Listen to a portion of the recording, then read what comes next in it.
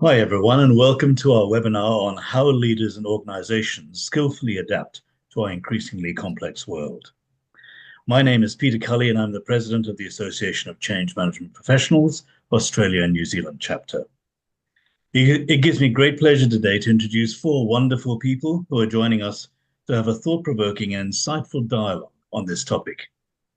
Let's first welcome Megan Tyler, who is a managing director, Asia Pacific, and leader at Accenture, specializing in operating model and organizational design in their strategy and consulting practice. Megan is known for her collaborative, humanistic, and pragmatic style and comes with over 30 years of experience partnering with business leaders to reimagine and optimize their operating models, organizational architectures, core processes, and ways of working. She has led teams targeting transformation initiatives across most parts of the value chain, from product, marketing, and sales functions to enablement areas such as research, analytics, HR, legal, IT, and operations. She has a strong focus on new ways of working and enterprise-wide agility via greater team autonomy, end-to-end flow, and speed to value. Megan has been a key contributor to a recently published book on rethinking operating models, and it is our pleasure to have her join us today. A very warm welcome to you, Megan. Thank you so much, Peter. I would now like to introduce Dr. Aiden Thornton, who is a complexity leadership expert, management consultant, psychometrics entrepreneur, and street epistemologist. Aiden holds an interdisciplinary PhD in leadership, complexity, and cognition, and serves as the inaugural Menzies Senior Research Fellow in Leadership and Complexity at the Australian National University's School of Cybernetics.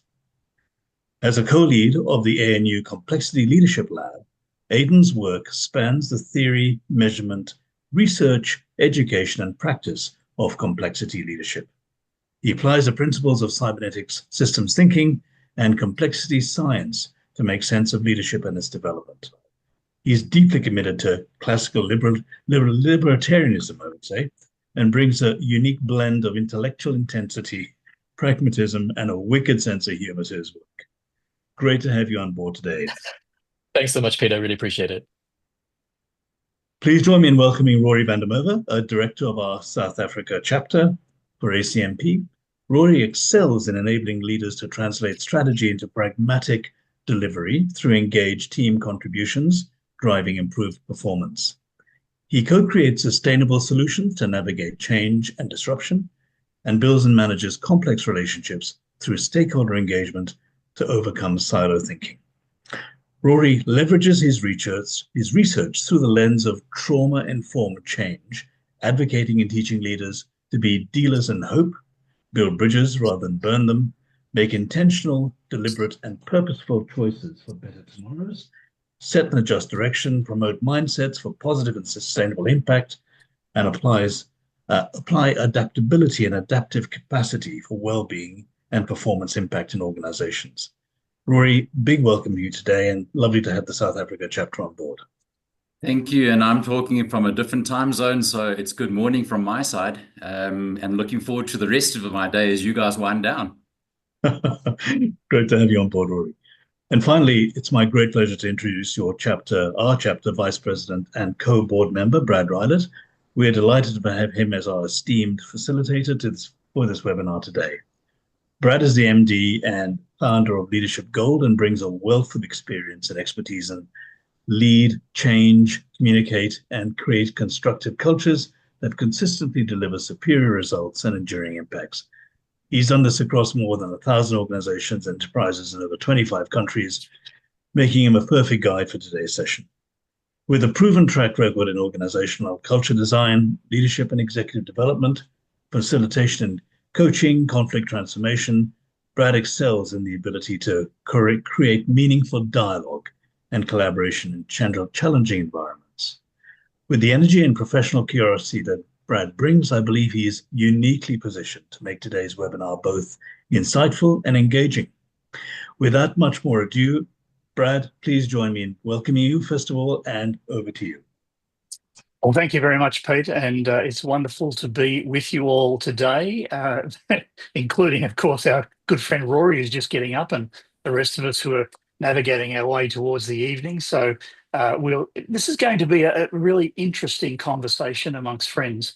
And really, when we talk about dialogue, we're talking about this wonderful, safe exchange of meaning, different perspectives. And I think, certainly in my view anyway, we have three of the thought leaders and practitioners in this incredible space.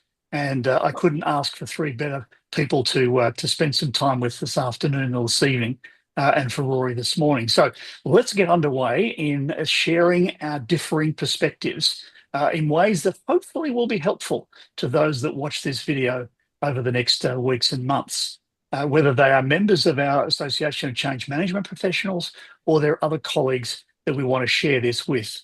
Now, to that end, this is going to be a bit of a light touch. We want to be able to have this conversation relatively freely. And my friends here know that we want to be able to add to each other's perspective, but also bring your own unique perspective on these issues. So to get this underway, let's have a look at this overarching question.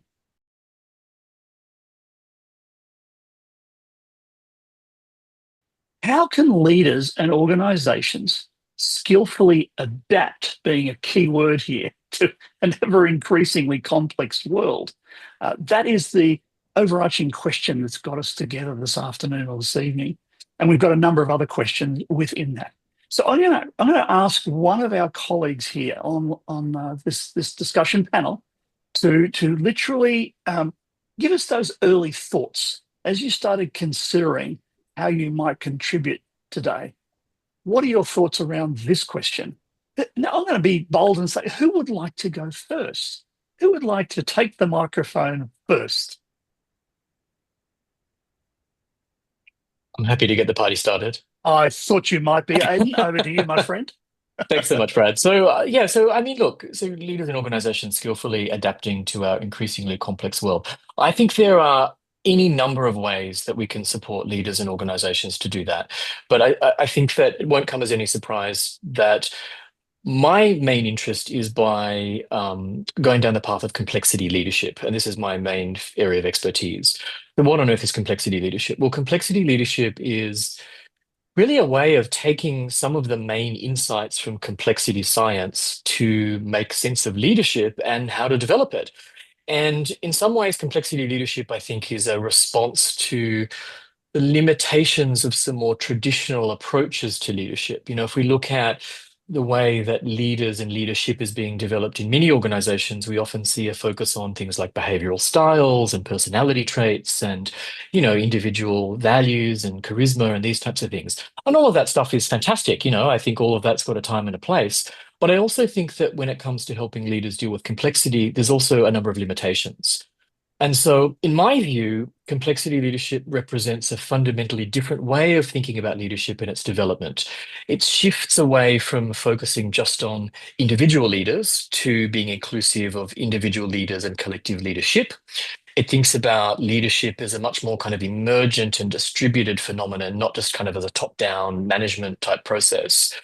And from this perspective, I think that generally speaking, there are three broad buckets of skills that leaders need to cultivate. One bucket is around complexity skills, around rising to the challenge of complexity. Two is around adaptive skills, or being able to adapt your mindset and behaviors, your brain-body system in real time.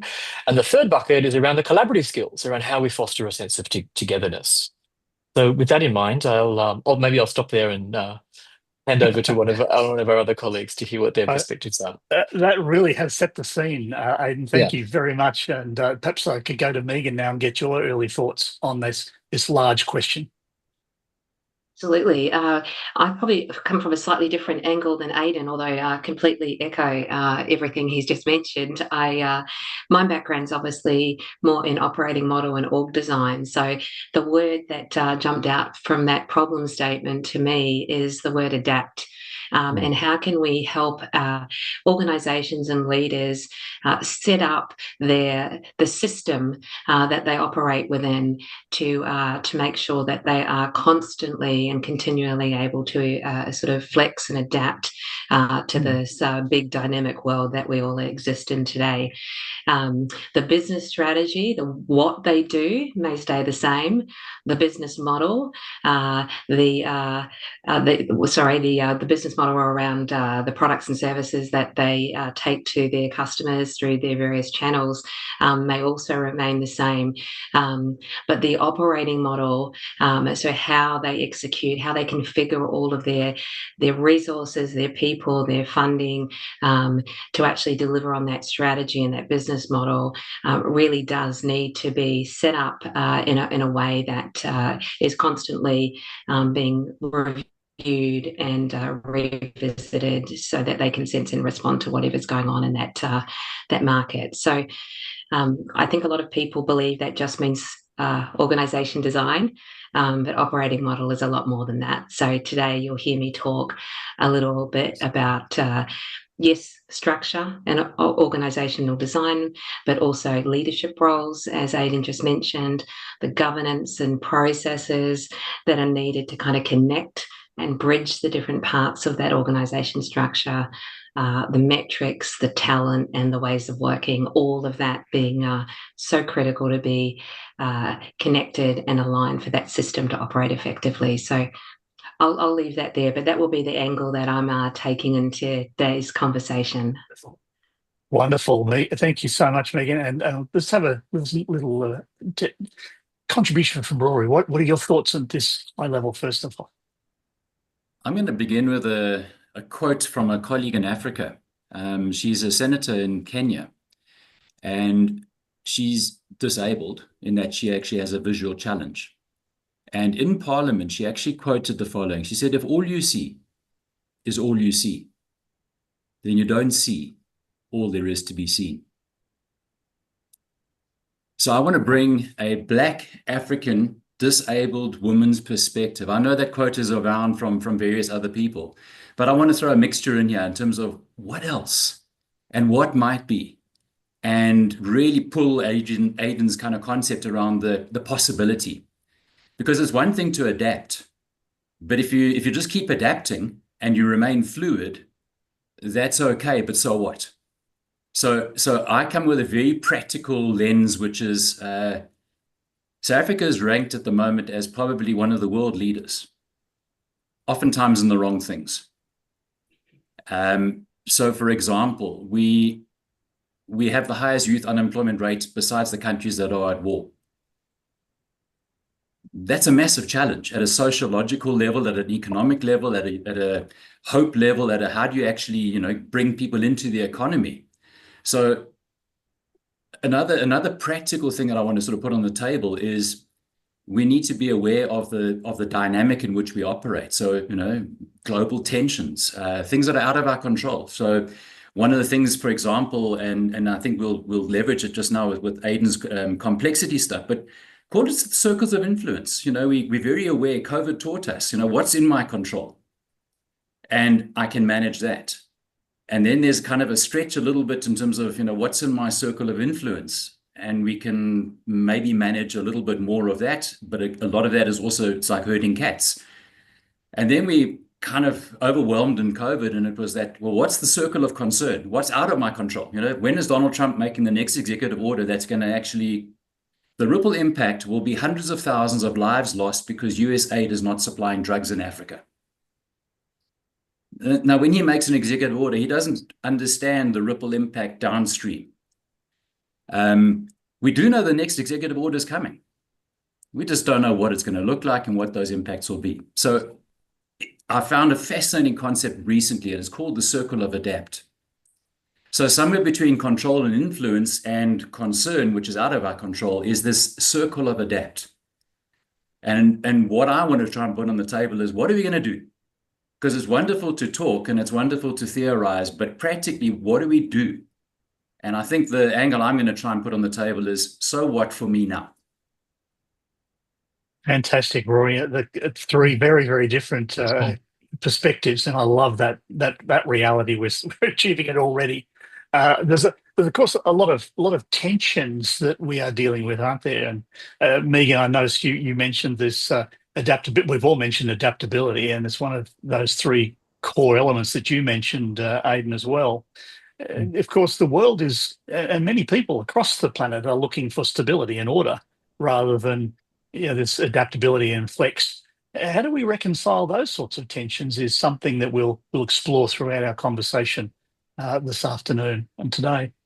So just in quick suggestion, do any of you wish to respond to each other in that regard? Any thoughts emerge for you? I know, Megan, you mentioned a couple of things. Anything stimulate?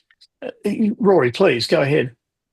Please, if I can pick up on a word that none of us really, and it's one that I really think will come through as we go through the flavor of the conversation, was Aiden talked around collaboration and connection. And my sense is that, and I'm deliberately here because I'm bringing a different perspective. I'm a different time zone, I'm a different continent, and I think that's exactly what we're wanting to kind of put on the table, is call it that possibility, the magic, the art of change is actually engaging different perspectives. And Africa has a beautiful word to describe it. They call it Ubuntu. And it's this logic of how do we call it it takes a village to raise a child. And it's the sense of the collective. It's a sense of collaboration. It's a sense of community. And my sense at the moment is that is going to be Africa's gift to the world going forward, is that we intuitively, certainly in the Western models and the developed world, which I've heard an acronym, I call it WEIRD.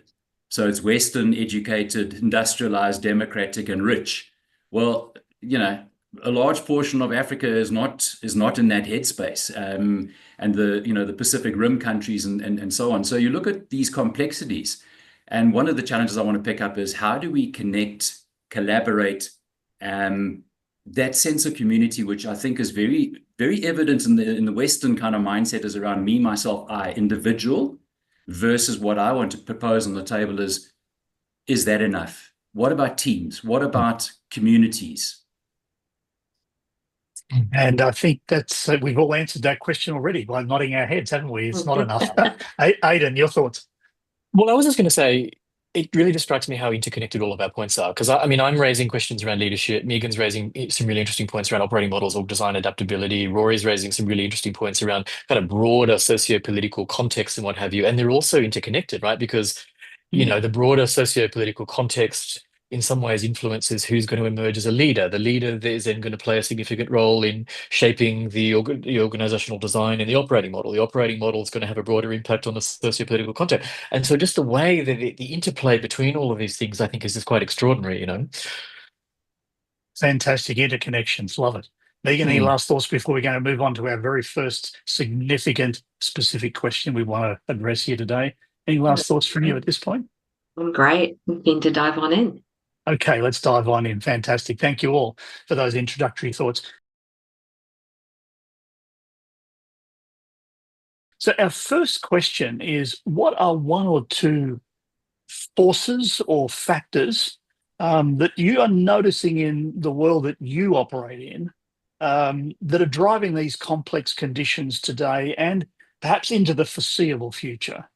Just one or two that you're very mindful of, and perhaps it's front of view for you. Why don't we start with, who would like to start? Otherwise, I'll choose somebody. Megan, let's go. Go for it. You need a wheel, Brad, that you're spinning there. And, I'm spinning it in my mind, don't worry. We're all too polite. That won't last, will it, guys? No. For me, my number one is really this unprecedented pace of change that we're facing into. I'll start with maybe just a couple of stats, because at Accenture we do a heap of research, and I always find it helps to kind of know what's going on in the big wide world of ours. So 95% of organisations have undergone more than 2 major transformations in the last couple of years. 61% have done more than 4, and some as many as 8. And these are big transformation programs, right? And there's a whole lot more on the horizon. So And yet we're facing a world where a lot of our workers are exhausted. People don't seem to have bounced back since COVID, particularly here in Melbourne. I think we took the award for one of the most locked down cities in the world. I don't know we'll ever get over that, will we, Aiden? And we've got employee engagement really as low as it's ever been. And change is always hard. And when we look at the pace of change, the Accenture Pulse Change Index we measure every quarter. The rate of change has risen so sharply in the last 4 years, 183%.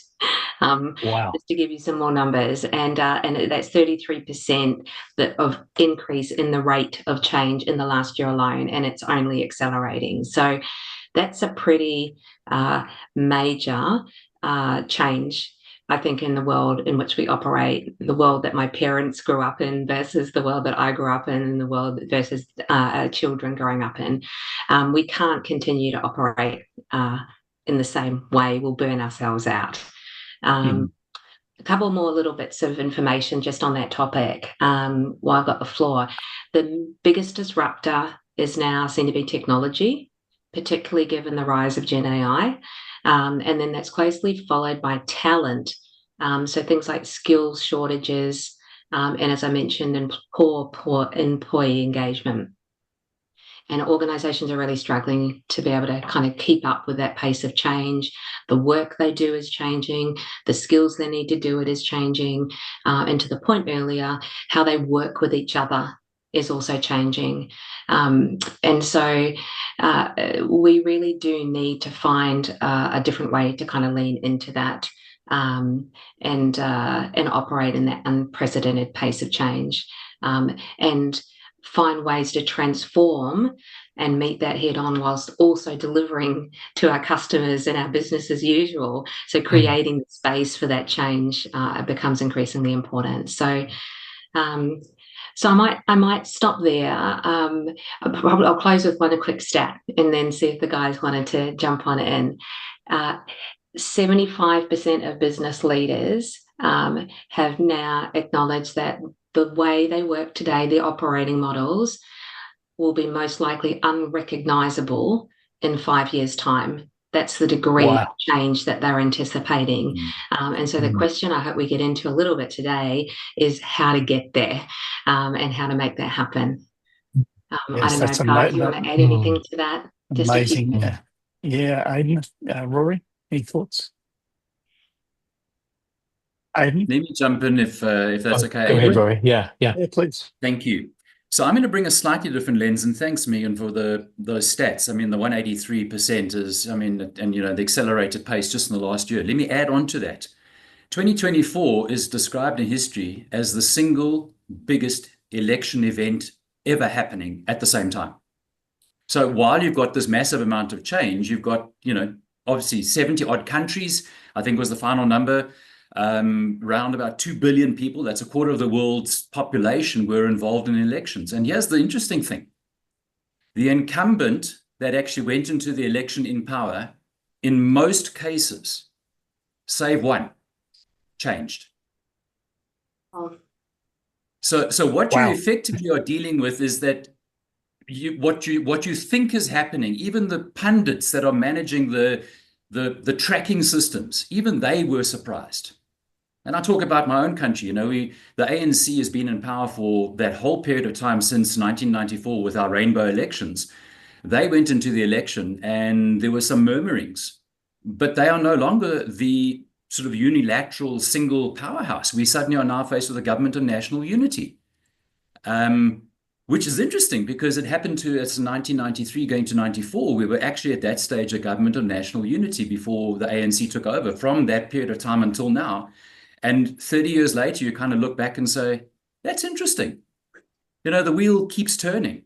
The other thing that I really want to add into that, besides the impact of, should we call it, those things that are out of our control, is I presented at ACMP Global Conference last year. Just my experience and the research that I've been doing is that, Megan, to your point, change is getting faster, it's more ubiquitous, it's like the one constant that we can guarantee. What we can't guarantee is the outcome. What we have to look at is how do we navigate through from a process point of view. And I think that's really the purpose of our conversation today, is what's in our control, what's in our circle of influence, and what's in our circle of adapt. Be mindful of what's in the circle of concern, because there's a lot of stuff that we can't manage, but we have to navigate through it. And I mean, Aiden will pick up on that in a moment, I'm sure. But for me, the critical piece in that, when I did that presentation, was I call it the wisdom of trauma. And let me position it like this. The one constant through all of what Megan and Aiden and myself, Brad, what you're facilitating, the one constant is people.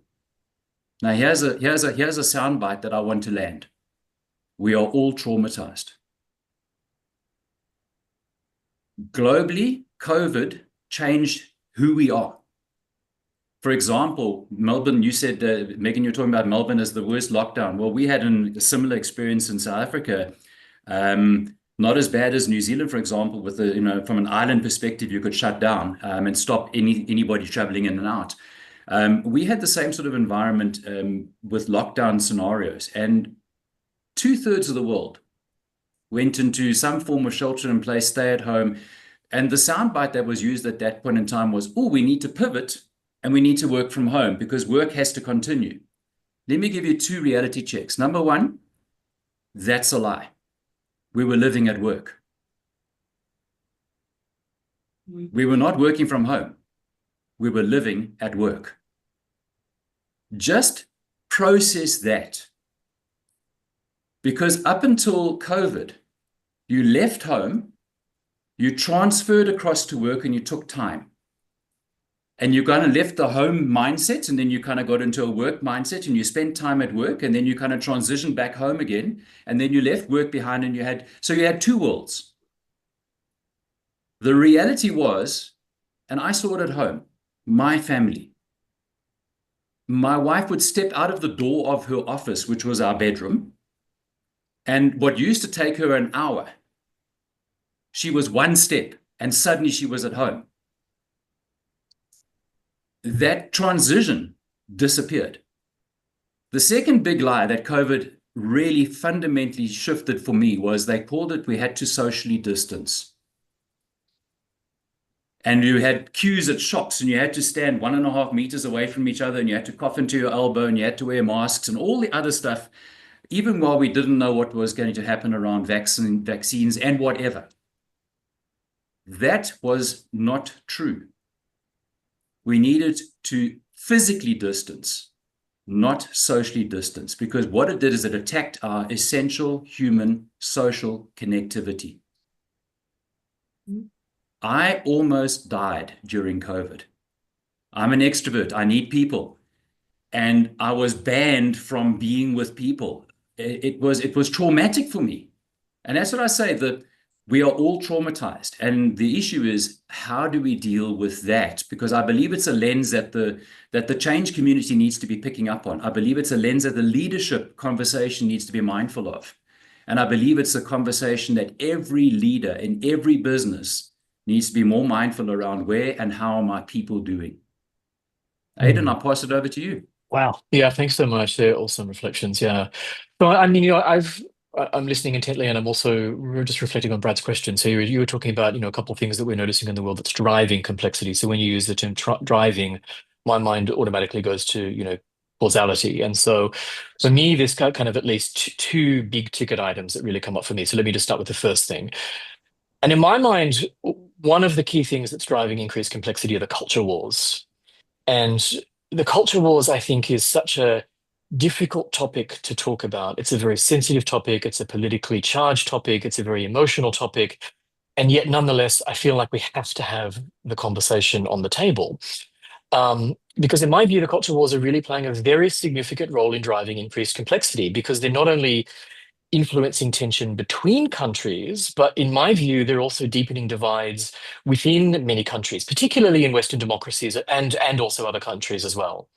So when I talk about the culture wars, what do I mean by that? Well, what I'm referring to is that I think there are just fundamentally different worldviews that are in play. And these worldviews are influencing, possibly even determining, how we perceive reality, what we consider to be true, what we consider to be the ethical course of action, and how we live our lives.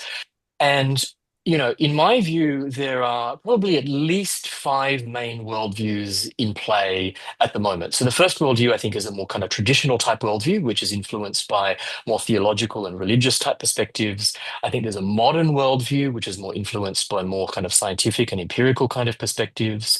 I think there's a classical postmodern worldview, which is very skeptical of objective truth, very skeptical of grand narratives, emphasizes that truth is kind of a war between competing narratives and so forth.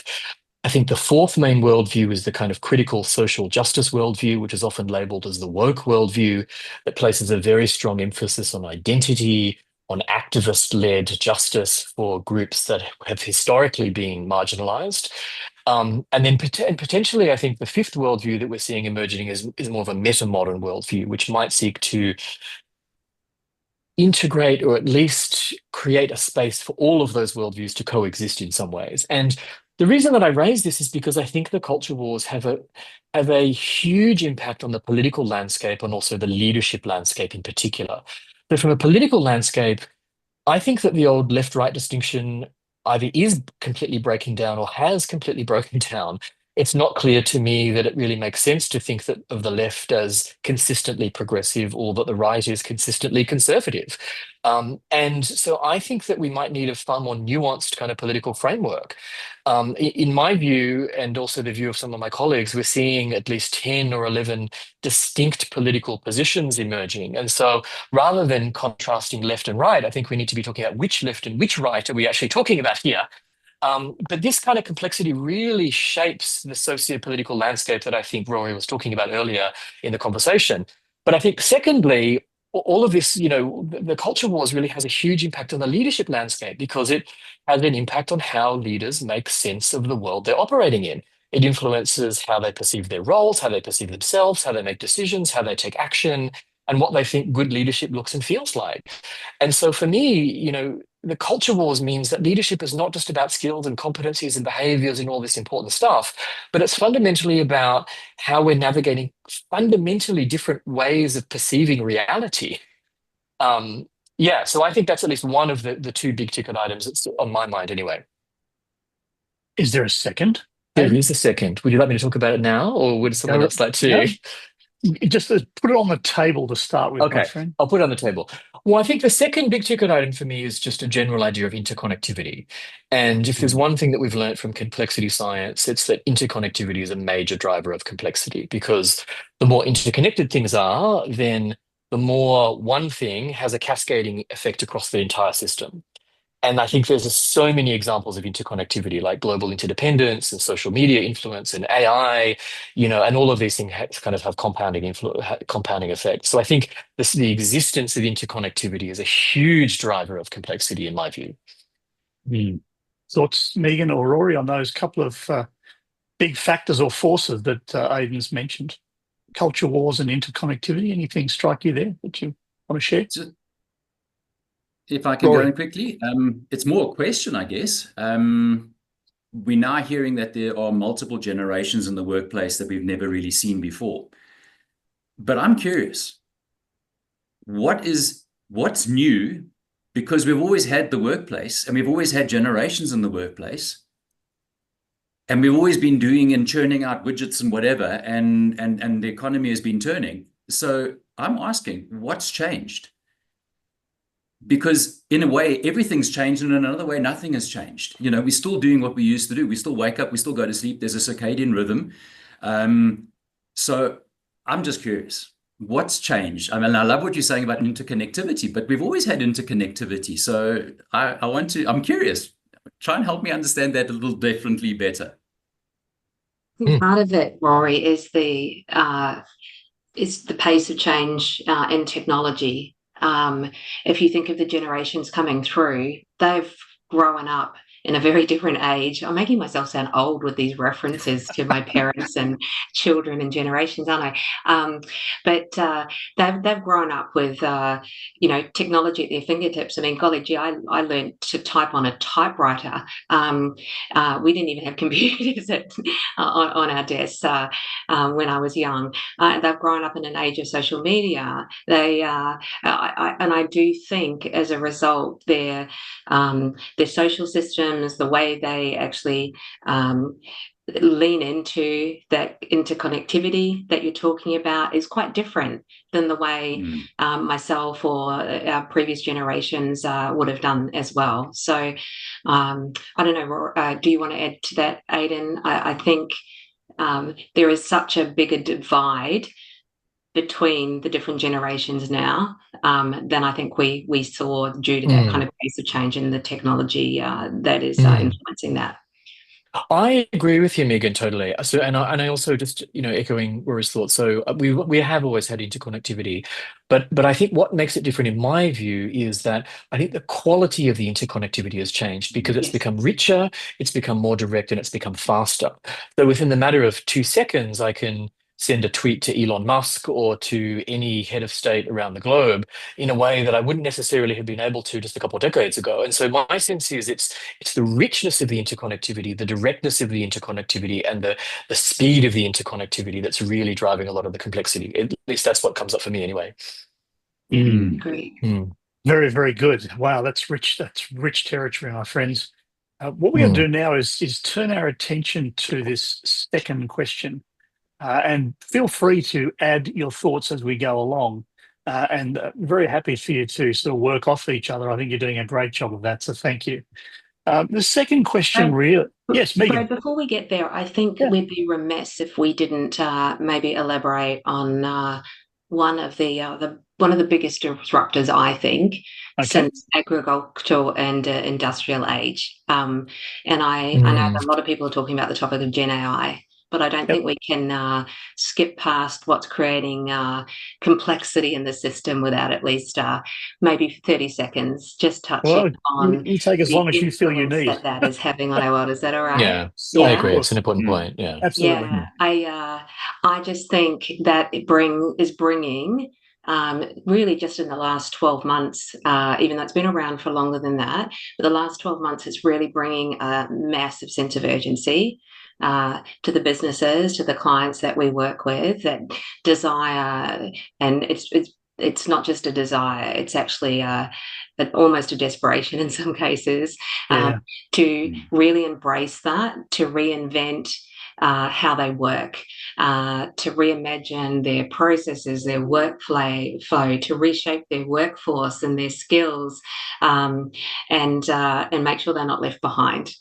So I won't belabor the point. I'm not an expert in Gen AI, but I at least wanted to put that on the table because I do sense level of desperation that's business today to kind of lean into that, and I don't think many organizations are ready to face into that effectively. Their businesses are complex, their tech's complex, their data's either a mess or it's not integrated, etc. And trying to overlay Gen AI on their current world is a recipe for disaster. So So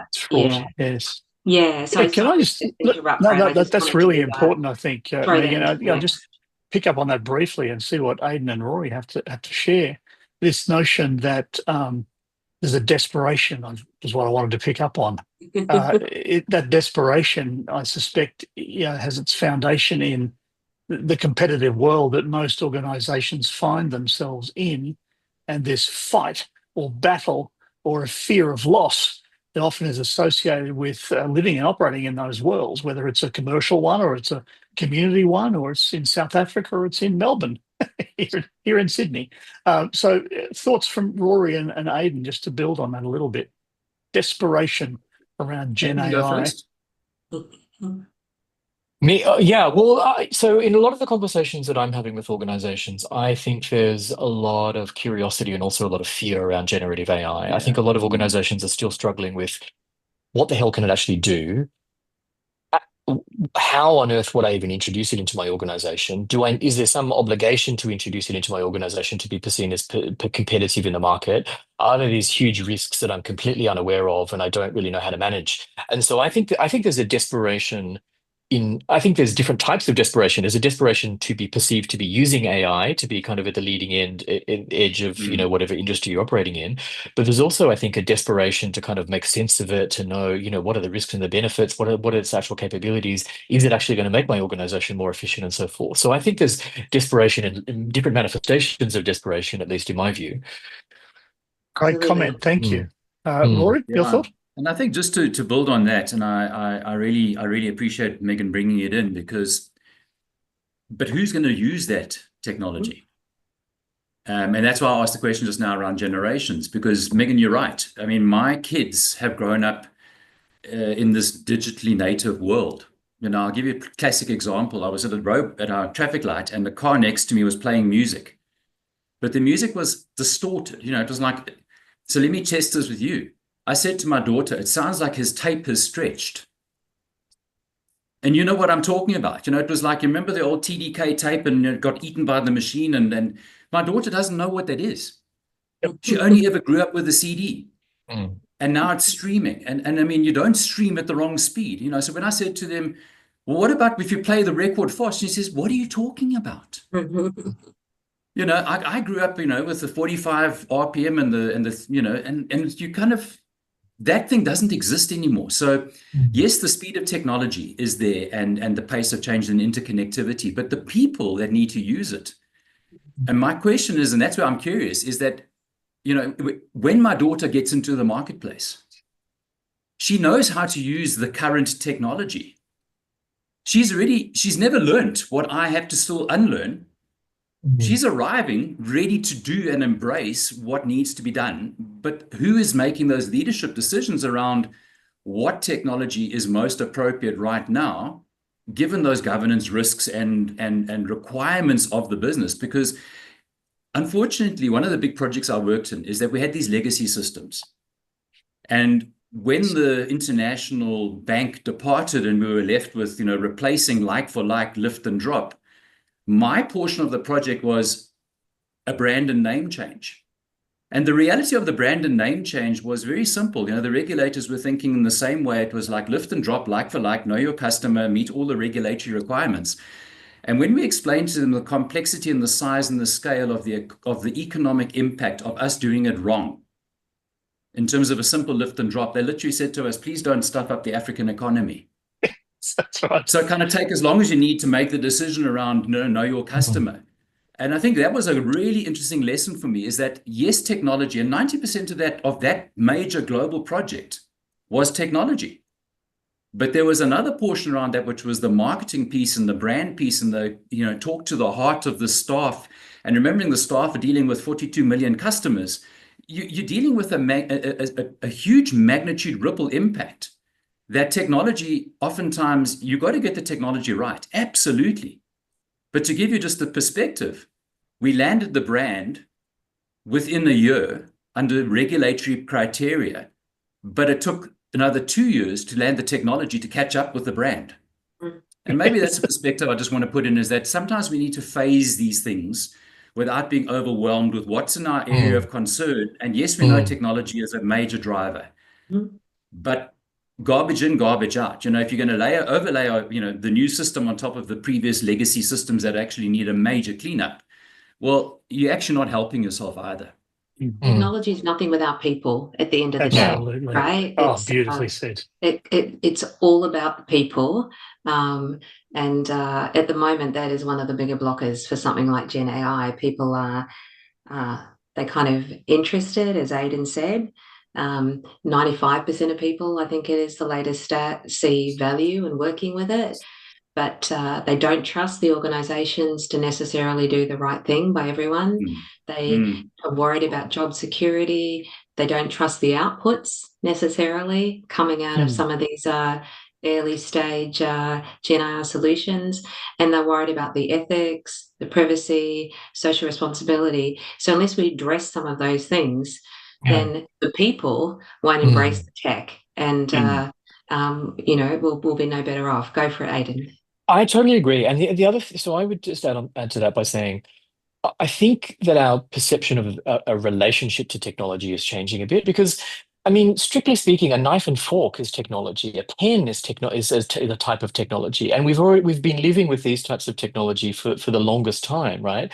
But now it seems like technology is being perceived to be it's an app on my phone, or it's this huge information processing horsepower or whatever that's going to be processing big data or whatever in my organization. And so I feel like technology has actually already been integrated in our lives for the longest period of time. But I think that now when we refer to technology, we're meaning something quite specific. And then it starts to feel a bit scary because we're kind of perceiving it to be something that's kind of separate from us in some ways, Yeah, out there. Yeah, exactly. Yeah. Absolutely. Very good points.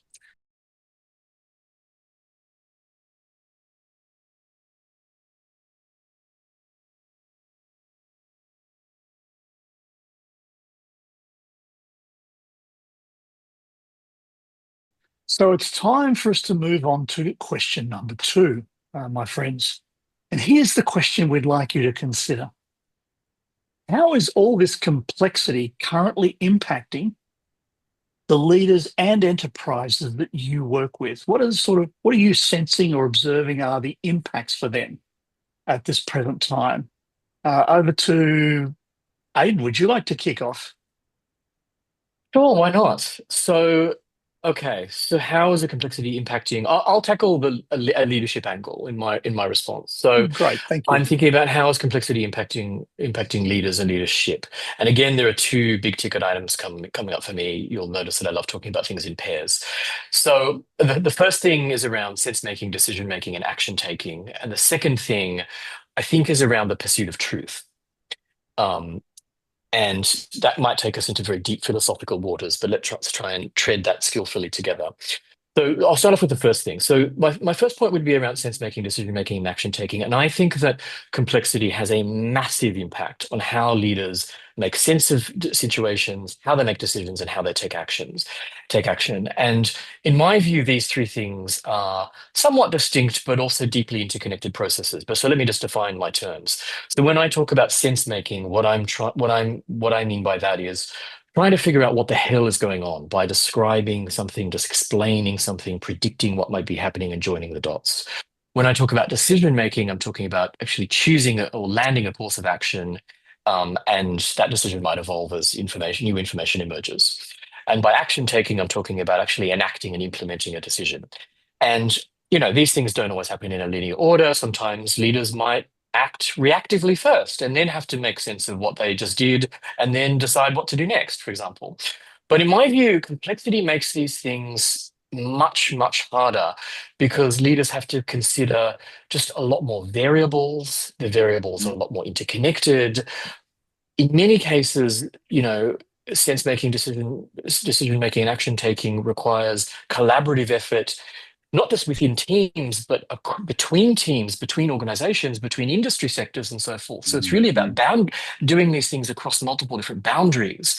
And all of these things are unfolding in a very politically charged environment. And these decisions are impacting employees, they're in fact impacting shareholders, customers, investors, and the wider public, and so forth. So let me give you a couple of examples of how these complexity is manifesting in my view. So one really hot topic at the moment, I think, is around diversity, equity, and inclusion, or DEI, for example. And, there's been a lot of talk about this, particularly in the United States and now increasingly in Australia. And what I'm hearing are conversations from leaders around, okay, so if we're focused on diversity, should we focus on diversity based on identity characteristics like race and gender and minority status? Do we focus on diversity with respect to cognitive diversity or diverse perspectives and those types of things? Or do we actually take a step back from diversity and inclusion already, completely? How do we kind of make sense of these things given the complex political landscape in which we're making these decisions? If we look at something like some of the recent news around Qantas and the voice referendum, for example. So Qantas had some very public statements around getting behind the voice referendum, and yet the new incoming chair has actually criticized the company for taking quite public stances on very social and political issues. We've seen increasingly in things like sports and so forth that rugby clubs have encouraged their players to wear things like rainbow jerseys and rainbow laces and so forth in support of the LGBT community, while also facing a significant backlash for introducing topics that have become increasingly politicized into sport. I'm an academic, I work at a university. And so one of the things that I'm also very sensitive to is that universities are trying to navigate their way through, choosing between a critical social justice perspective and really getting behind marginalized communities. And on the kind of the opposing side of the spectrum is institutional neutrality. So we've actually seen some universities like Harvard and MIT and so forth who've actually moved away from mandatory diversity statements from academic applicants, for example, so that they can move more towards institutional neutrality. And so I think that these kind of things are just making it so difficult, because if you make one decision, you're going to appease one particular segment of the population and you're going to really get another part of the population totally offside. Do you really get behind these particular groups? Do you take a step back from that? I think these things are really, really tricky. So that's my first of 2 points. So let me stop there and hand over to somebody else, and maybe we'll get back to my second point if we have time. All right, let's do that. So, Megan, would you like to add your thoughts?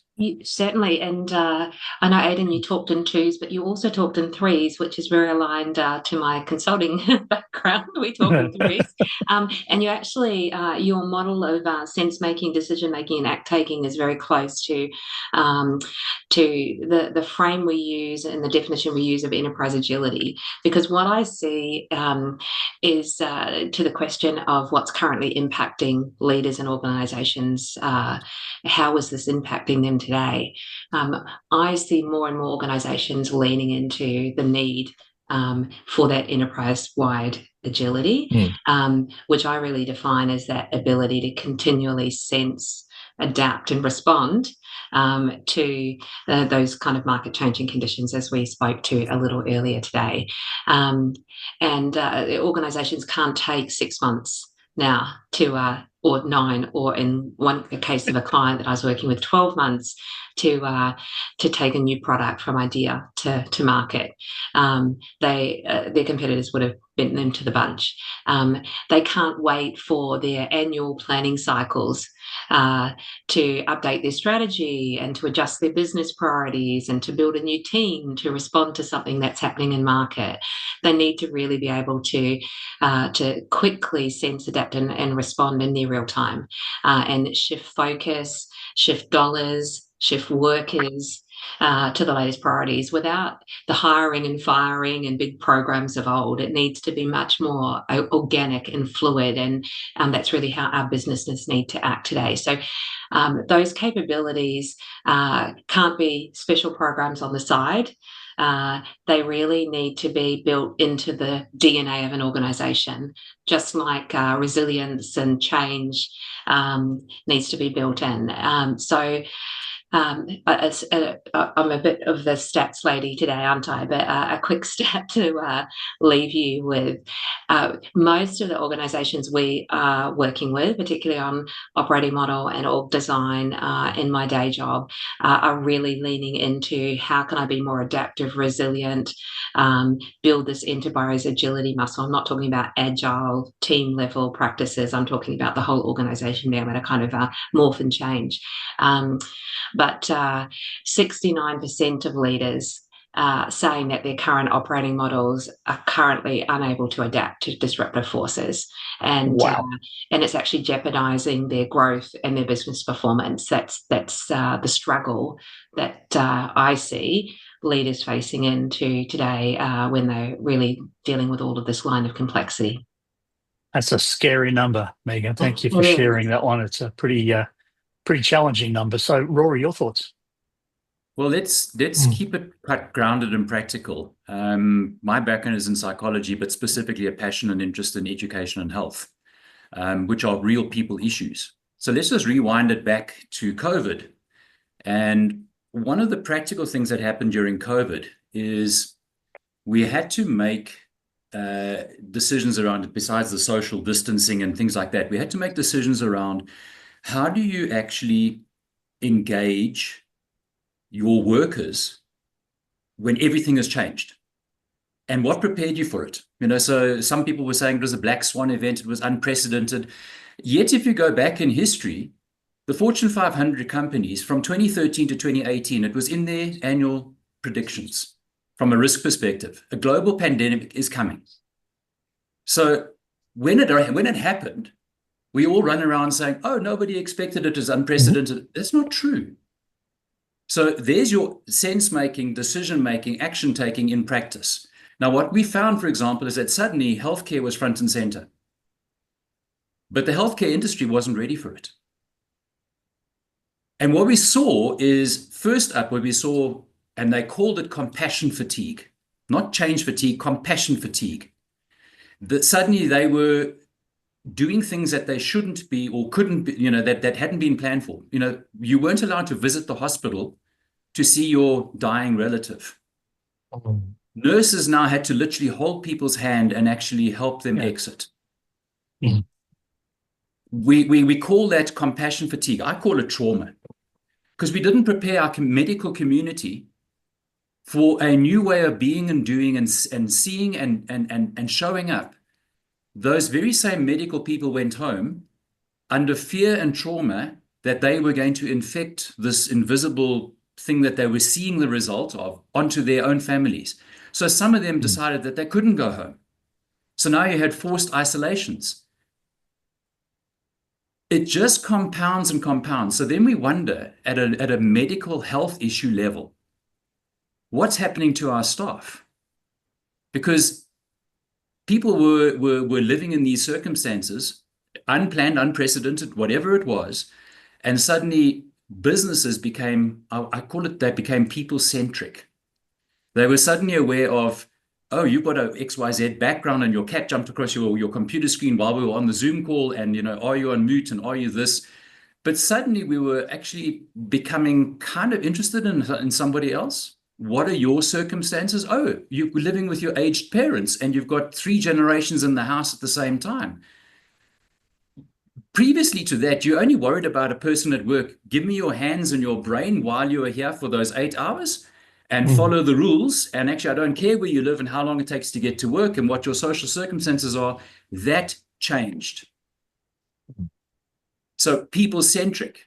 And my interest has been around, besides this thing called compassion fatigue, which in the change world, we kind of called it change fatigue. But compassion fatigue is another level completely. There was a moral imperative on the medical staff. They were dealing with death, trauma, and dying in a way that they were not trained for. And if you think about it, COVID was a global health issue first and foremost. And my question is, what did we learn from that?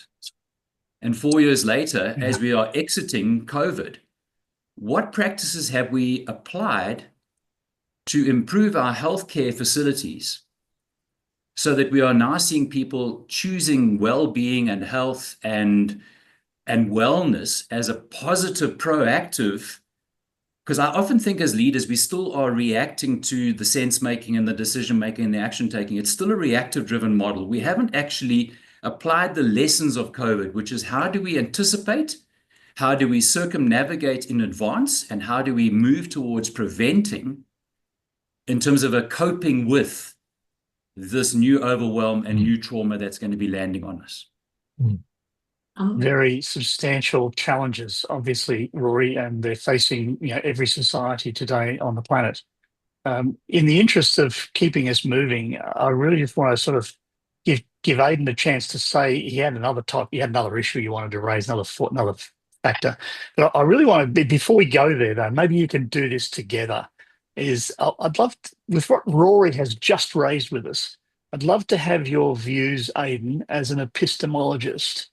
We're now talking about what humankind's desire for knowledge and how we acquire it and what we do with it, and then how does that lead us into a different future, whether we're dealing with societies at large or we're dealing with a family or a community, or indeed these enterprises that we spend most of our lives, our working lives in. So tell us a little bit about that. Maybe you can add a little bit to what Rory was just sharing from that perspective.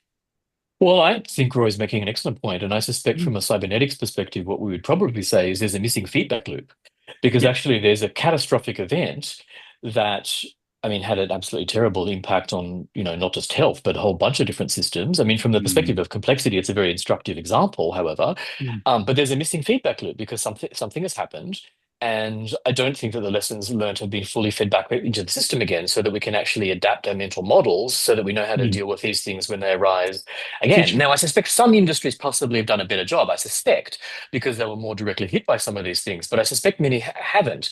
So I think that's just one kind of initial thought on the table. Yeah. Very good. Thank you. Megan, anything you want to add at this point in question number 2, impacts on leaders and Thanks for enterprises? checking with me. I just want to echo, Rory, the comments you made about what at Accenture we call human-centered leadership. I do think that is a silver lining to have come out of the COVID crisis, and people are much more, leaders are much more focused, and I'd be interested in your perspective on this, Aiden. This is your area of expertise, but are much more focused on kind of the people side of the business, and more cognizant of the impact they're having on their workforce, right down to the individuals. So, and as we know, change, any form of change happens one person at a time. You can't change a business, you can't change a team. Change is a choice, and you've got to win hearts and minds to get people on that journey. So leaders, I think, are starting to sit up and pay attention to their workforce a lot more than they have in the past. Aiden? Well, so absolutely. And, I hear a lot of conversations about the need for human-centered systems, which I'm on board with. And I think the other side of the equation, though, is we actually need system-centered humans. So that they can actually perceive the systems. They can work with the interconnectivity. They can, maybe look around the corner and anticipate some of the unintended consequences and these types of things. And I actually think that these two things are mutually complementary. So yes, I'm on board with the human-centered systems, but I do think that there's another part of another piece of the jigsaw puzzle, which is equally important. And in my mind, that's kind of what we're trying to accomplish through complexity leadership, is equipping individual leaders and leadership teams with the capabilities so that they can do the system-centered human bit. Yes, with you completely. I know you had one more point, Aiden and Brad. Just a heads up, I mind adding one too, but you go, Aiden. You go. No, you go. No, do you want to go first? Oh, no, you. No, okay.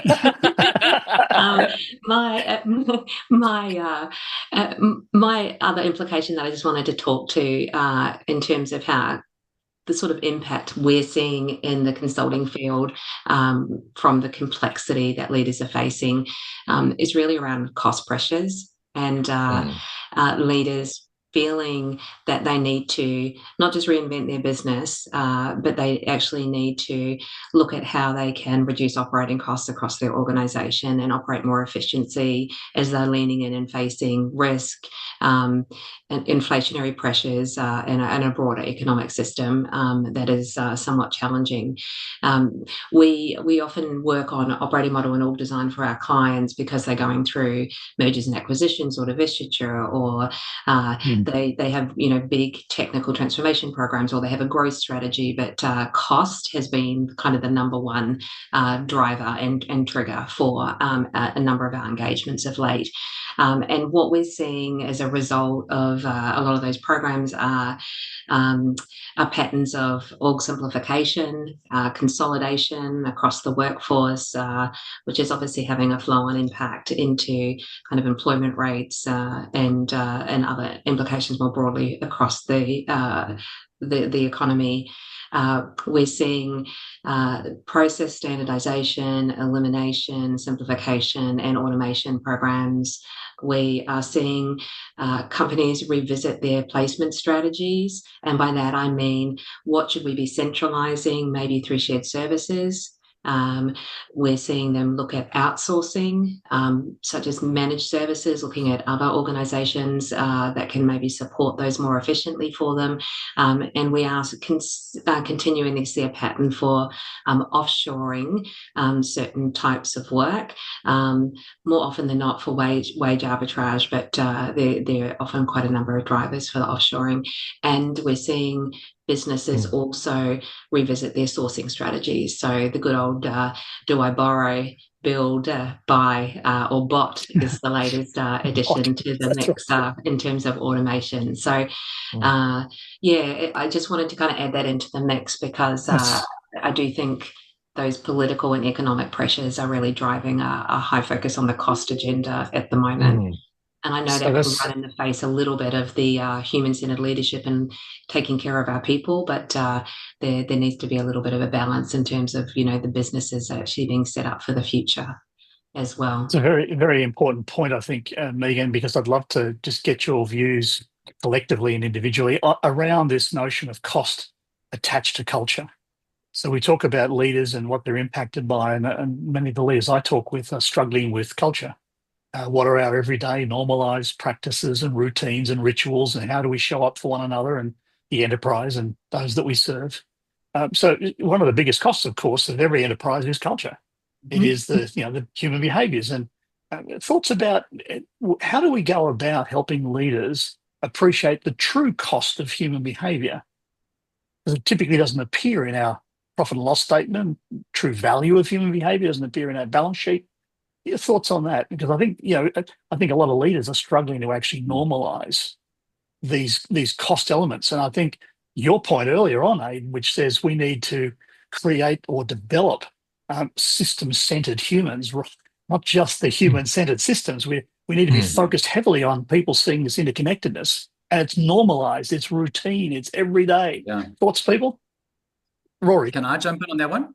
Yeah. So when I presented ACMP last year, as I said, I presented on the wisdom of trauma, which I believe is a real, and I've used it deliberately. It's a paradox because trauma in itself is a kind of a negative construct, and yet it's the wisdom of. So it's what have we learned and are learning even while our world is changing.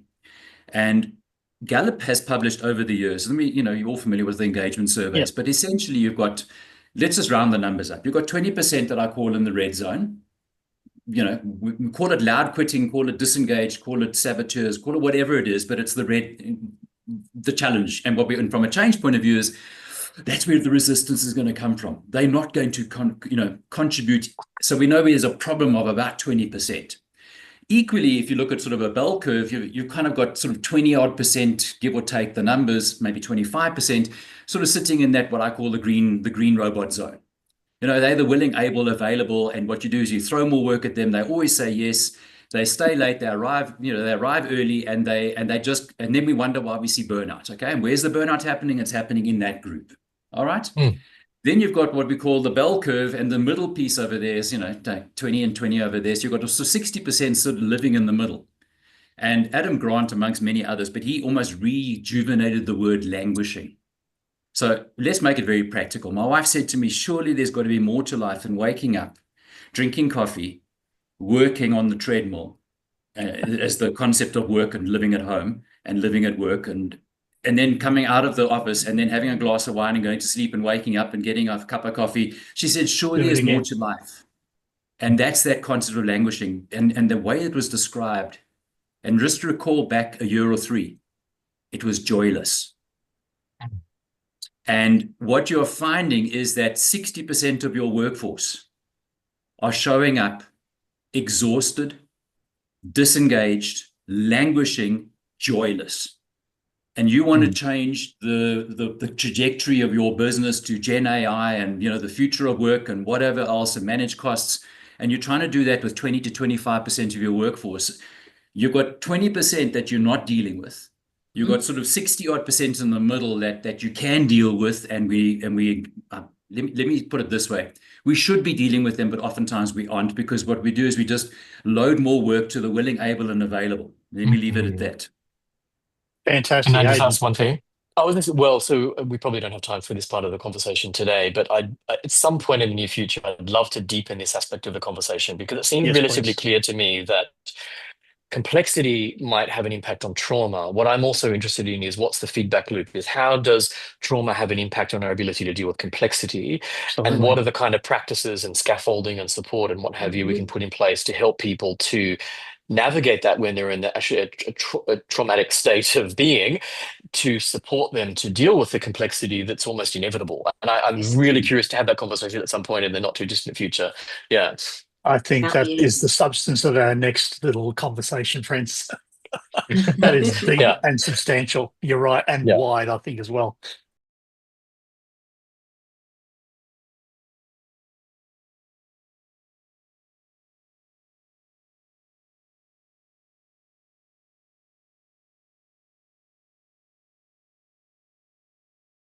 All right, moving on. We've got a limited time, so what I'd love to do is move to our third question.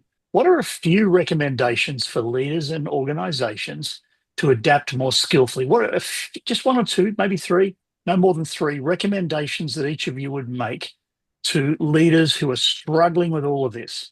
Everything from the complexity, Aiden, to the culture, to the cost. Well, there's a bit of alliteration for you. They're struggling with all of this. It's really challenging to them. So perhaps two or three of your best recommendations to help them deal with that. Who would like to start? Oh, you're so sweet. Go, Rory. It's Rory's turn to start. Okay. Yeah. Let me be a little controversial. So I mentioned Gallup a moment ago in terms of engagement, and Gallup has done some phenomenal research. And late February, Gallup published a survey that completely blew me away. So from 2005 and all the work that I've been doing, I had in my head that there are 4 things that followers need from their leaders. And Gallup research has been publishing this consistently and backed it up with data and so on. So I have been talking to my clients and advising my change programs. This is the golden nugget, is that followers need this from their leaders. And I've applied it. And in my head, I was thinking, so stability, certainty is this, a leader needs to have that sense of, boy, where's the direction, and convinced that we're going in the right direction. And that makes a lot of sense, except COVID proved that wrong. The second one was care and compassion. And I've already given you the story of how we became more people-centric in terms of how we managed that. The third one was around trust. And any leadership training intervention has always been around trust and trustworthiness and respect and all those good sort of value systems and timeless principles around how you engage people in processes to produce outcomes. The one that I was always intrigued around was hope, was the fourth dynamic. And in my head, I have been thinking that those are, if you look at equity logic, it's 4 things that followers need from their leaders. So in my head, it is 25% for each of the 4 things. Well, Gallup published in the end of February, and let me give you the numbers based on research that is now statistically significant across the world, not limited to the world of work and leadership. Celebrities, religious communities, politics, you name so they've now got a statistically significant sample. And hope is 56%. Trust is 33%, care and compassion is 7%, and stability certainty is 4%. That for me is an absolute mind blow, that leaders are dealers in hope. And when the leader shows up hopeful and with a hopeful mindset, they can actually engage and encourage and ignite and incite and invite people to contribute in that collective, in that community, in that collaborative model far more effectively. Let me leave it there. Hopefully I get a chance to come back and say some other things. Beautifully shared. The thoughts, Megan? I was just going to add that change done well can absolutely be a really positive source of innovation, growth, energizing people, getting them excited about the future, Rory. So we just need to be doing a better job sometimes of bringing that hope and building that trust, right? And one of the points I was going to make here really, and I'll speed through because I know we're a little limited on time, but is from my organizational design perspective, is investing in your workforce is so absolutely essential. I think, and we call it talent, but I don't mean just top talent. I mean your people, because they're all talented in their own way. I think talent has generally been looked at as you need to go out and attract new talent, you need to recruit people, and yes, you might lose some IP or knowledge along the way, but people have been somewhat interchangeable. But we're seeing key skills in demand, and we're seeing such a pace of change that the much smarter strategy for organisations is to really quickly and continuously be upskilling and retraining their existing workforce. And so if I was to give one of my 2 tips to leaders and organisations, it is invest in your people. And that doesn't mean a one-off investment. Again, I'll throw another stat in, but we're all on stats today. The latest research suggests, again, on the back of Gen AI, but not just because of Gen AI, 61% of workers globally will need to be significantly retrained over the next 2 to 3 years. That is 2 billion people. It's amazing. Over the next 2 years. And that training is not a one-off. I was talking a little earlier to someone today about we have just started to introduce some Gen AI agents into our marketing and comms department, actually at Accenture. We've got 17 agents in there now, digital workers, if you like, doing things like research and copywriting and creatives and analytics. We actually give them job titles. They're managed as part of the workforce. Our workforce is now a combination of human and digital workers. It was the existing marketing team that actually identified the opportunities for us to bring in automation and digital workers. They then were responsible for finding space to train those digital agents. Obviously, they know the nature of the work the best. They then, as those agents were trained up, needed to redefine their own role and learn the new skills and tools and techniques required for them to execute that new role. And it wasn't a one-off. It was a rinse and repeat. They're looking for opportunities in those new roles for where we can start to bring in some of those digital agents. And in this case in marketing, some of those individuals have had 2 or 3 roles in the traditional sense inside a year because of the degree of change we're seeing in the workforce. So what we're seeing is much more accelerated job cycles. What we're seeing is the half-life of skills is plummeting. Continuous learning is becoming the norm, and moving between roles and even functions within an organisation. That transition across different parts of the workforce is becoming the norm. So no longer are people being hired for, the single role and the one job title and waiting for that gold watch. I think that's long and truly gone. But we are really seeing the criticality of organisations investing in their workforce, investing and building skills on a continuous basis. And that is no small ask, and it's a really, really big shift for a lot of organisations. And a big focus clearly for leaders going forward. Yeah, absolutely. Yeah, fantastic. Wow. Awesome. I mean, I can recall the words, the phrase continuous learning sort of emerged in the late 80s as the thought bubble, and then to the early 90s, and then we did nothing with it for 2 decades really. Completely. And now it's full steam ahead, right? Oh yeah, no, and now it's a non-negotiable. It means such a whole different level of change, doesn't it? Let me quickly move to Aiden. A couple of recommendations from you, Aiden. Well, I've got 3 recommendations. So recommendation 1 is around complexity leadership. So we're talking in 3s now rather than pairs. So I've moved on. Exactly. I'm evolving. So recommendation 1 is around complexity leadership. Recommendation 2 is around the relentless pursuit of truth. And recommendation 3 is about reinventing what we mean by development of leadership. So let me just say a few words about each of these things.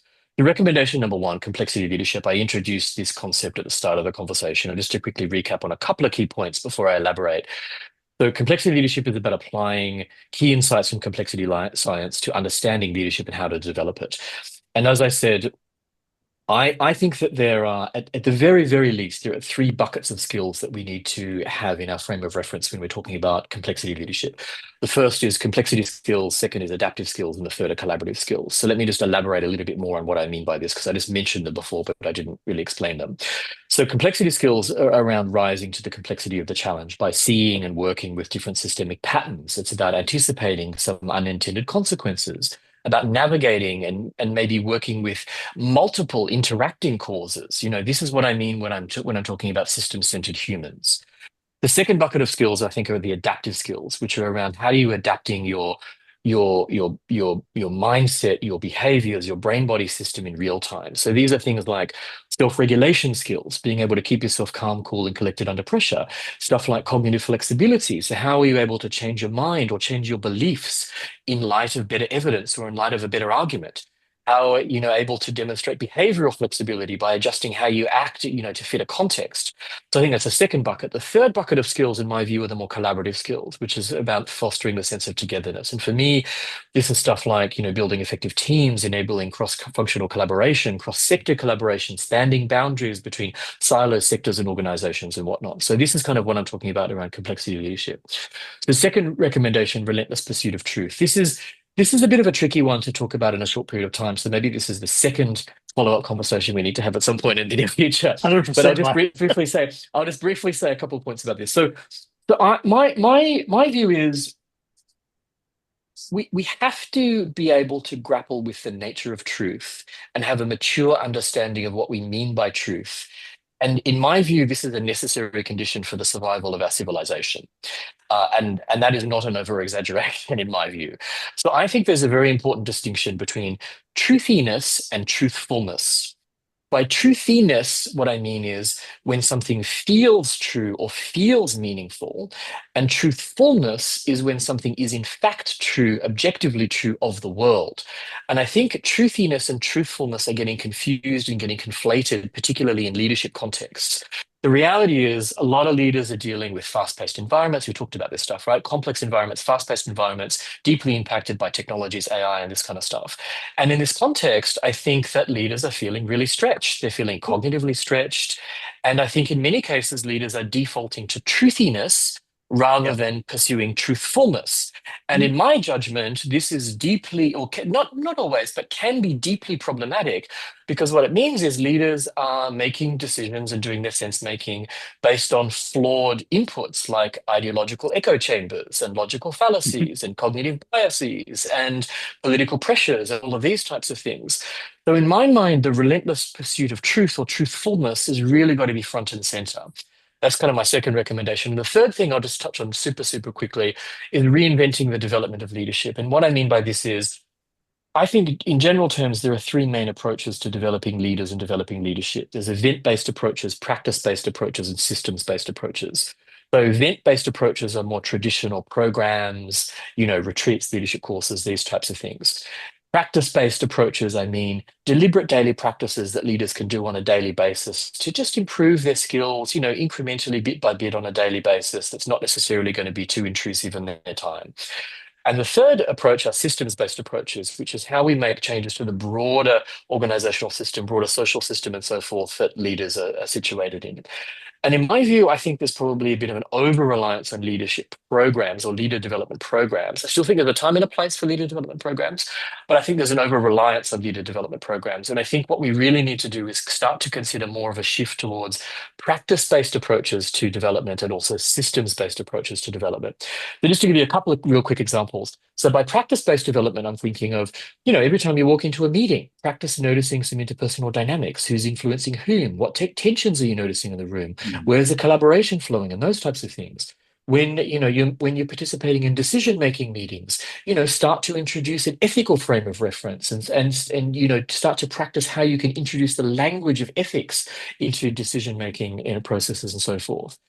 When I talk about systems-based development, I'm talking about, things like how can you engage more deeply with feedback loops, not just individual feedback, but more systemic feedback across teams and organizations and so forth. How are you noticing different shifting patterns of interaction and these types of things? So I think that we really need to start reconsidering what it means to develop leaders and to develop leadership. And I suspect that these types of approaches may require less time offline. They could be more cost effective, and they may actually be kind of more effective at developing the types of skills that leaders really need in actual workplace contexts. So they're my 3 tips. Fantastic. Thank you, Aiden. And I'm going to give 2 minutes to Rory and 2 minutes to Megan as we start to think towards bringing this to a close. So Rory first, then Megan. Thank you so much. Aiden, just to build on what you've landed there, because we've talked around the collaborative piece, I'm going to leave that. But on your adaptive, in the history of leadership, we've kind of had IQ. So we had to find the intelligent leader, and it was always measured in those IQ terms. And of course, that was a high level of secrecy. It was a labeling system, and it was education based. Then we kind of came to the late 90s and we started saying, well, what about emotional intelligence? And that's the EQ piece. And that got us through another time phase. And we're now in a new space. And I call it the new wineskins. We're in the new ways of working. And if you carry on trying to do IQ-driven leadership, and if you carry on trying to do EQ-driven leadership, you're applying the wrong stuff. The world has moved on. One of my colleagues I'm coaching at the moment, she literally says her mentor is saying to her, "You're 100% right. It's just the wrong time." So the principle here is, what are we doing around what I'm now learning around is adaptability intelligence. How do you do what is needed and necessary, just enough, just in time? Leveraging the best of what we used to call IQ and leveraging the best of what we know as EQ. And then you can add into that mix, the political quotients and the social quotients around culture. But the principle is, and that's why I come back to, for me, the summary piece is wisdom-informed trauma. What is it that people can do? And here's again, I'm going to drop a bit of a soundbite bombshell. We're all familiar with post-traumatic depression. Let me just leave this one with you. What about post-traumatic growth? What about possibility? What about opportunity? And there is a science around that. So when I talk just now about hope, I'm talking around a new psychology, a new way of leading, a new way of doing, a new way of sense making. And let me leave it there. Fantastic, Rory. Thank you for those insightful suggestions. Megan, last couple of thoughts from you as we start to move towards closing the session. Sure.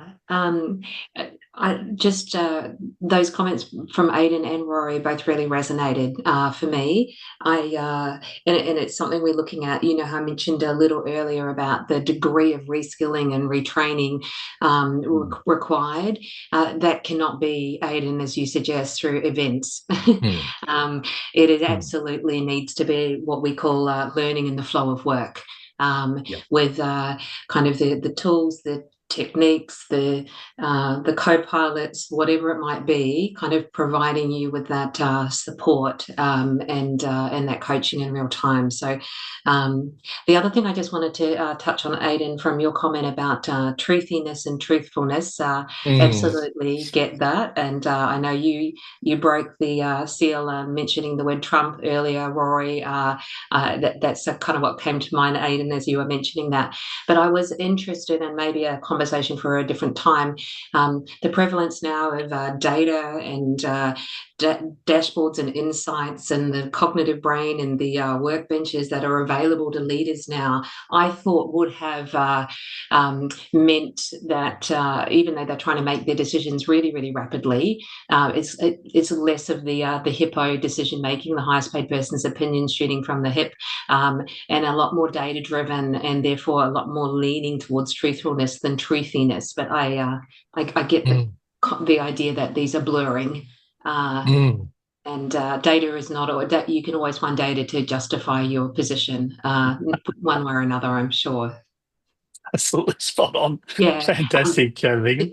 But That's the I suppose just in closing, and I'll give you another topic, Brad, for the future, Thank you. because I was keen to wax lyrical about kind of organisational design and how we're starting to see a lot of the leadership roles that we were talking about kind of yes. converging, moving away from kind of functional accountabilities and to more kind of cross-company challenges and issues being the basis for even C-suite roles, etc., etc. So again, a topic for another day. But I just wanted to thank you guys for the conversation. I think so many of us individually and of the organisations that we work with are really struggling with this topic. It's a non-negotiable. You can't choose not to deal with the complexity.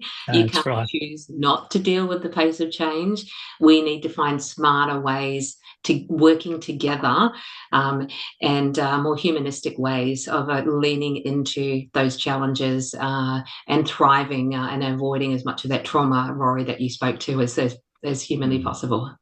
Yeah, So beautifully summarised. Beautifully summarised, Megan. Thank you very much. And for my two penneth worth, two things that we can do that is very, very fundamental is to start to teach, but also practice and influence our workforces through the art of dialogue. This notion of a safe, respectful exchange of difference and different perspectives, the sort of feedback you're talking about, Aiden and Rory and Megan, that is really a foundational practice for a future which honestly is very different from the one we left last century, let alone last decade, and it's going to continue for sure.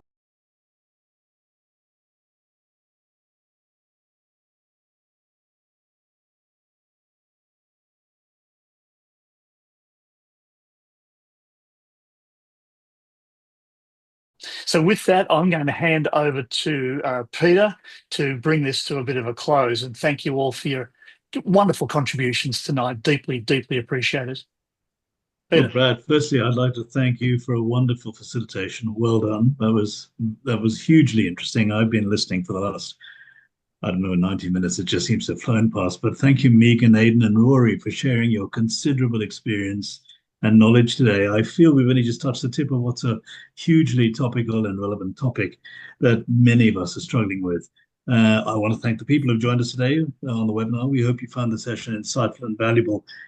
As we conclude, I just wanted to share the key takeaways I am personally taking away from this event, which I guess for me, I cluster around three major areas.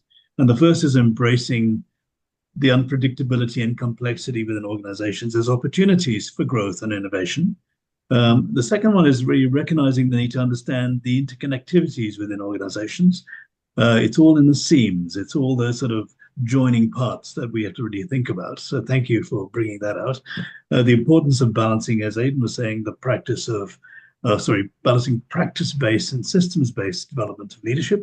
The importance of investing in your people, Megan, and the leadership design and capabilities required to mitigate the negative impacts of challenges we've discussed today. Rory, thank you for that, on both organizational culture and performance. But finally, the need to foster a resilient mindset and this adaptive capacity to thrive amidst challenges and disruptions. So one really interesting conversation today. Thank you so much. We encourage you to consider how to personalize and apply these valuable insights in your own professional environments to drive that positive change and sustainable success. I suspect we will be continuing this discussion in a further recorded webinar. I'm pretty excited. Certainly. We're going to have to start letting you showing up now. There is a lot more rich information to come. Brad, thank you to you once again and to our wonderful panel for your interesting and compelling insights, guidance, and thoughts. And finally, it gives me great pleasure on behalf of ACMP ANZ chapter to thank those of you who joined us today on this webinar. And we look forward to you joining us at our future events. Let me wish you all a wonderful day and week ahead. Thank you, Peter. Thank you all. Bye for now. Thanks, everyone. Bye.